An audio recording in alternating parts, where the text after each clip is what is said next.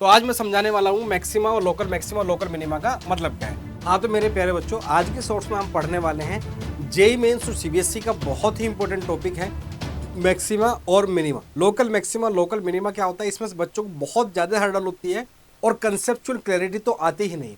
तो आज मैं समझाने वाला हूँ मैक्सिमा और लोकल मिनिमा का मतलब क्या है। ध्यान से समझना मेरे प्यारे बच्चों। जैसे मैंने आपके सामने एक ग्राफ बना रखा है, यहाँ पे मैंने एक पॉइंट ले रखा है एक्स इक्वल टू बी। यहाँ पे वैल्यू ये आएगी, एक्स इक्वल टू सी पे वैल्यू ये आएगी और सब पे अलग अलग पॉइंट पे अलग अलग वैल्यू आएगी। अब जरा आपको ध्यान देना है कि लोकल मैक्सिमा का मतलब क्या है।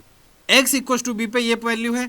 अब जरा ध्यान से देखो, इसके आस और इसके पड़ोस, हाँ आस और पड़ोस दोनों देखनी है। इस पॉइंट पर इसके आस पड़ोस में सबसे ज्यादा वैल्यू है, इस पॉइंट पर इसके आस पड़ोस में सबसे कम वैल्यू है।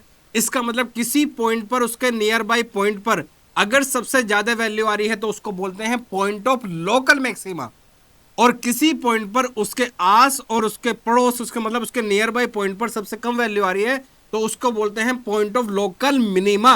और जाहिर सी बात है, इस पॉइंट पर जो वैल्यू आएगी वो लोकल मिनिमम वैल्यू होगी और इस पॉइंट पर जो वैल्यू आएगी वो लोकल मैक्सिमम वैल्यू होगी। तो आपको ये समझना है कि लोकल मैक्सिमा का मीनिंग क्या है, लोकल मिनिमा का मीनिंग क्या है, और लोकल मैक्सिमा का मतलब है कि नियर बाई पॉइंट पे जो मैक्सिमम वैल्यू है उसको लोकल मैक्सिमा का पॉइंट, और लोकल मिनिमा का मतलब है कि उसके आस पड़ोस में उस पॉइंट पर सबसे कम वैल्यू। तो पॉइंट किसका होगा सर? लोकल मिनिमा का होगा। अगर आपको वीडियो अच्छी लगी हो तो प्लीज शेयर करना ना भूलिए।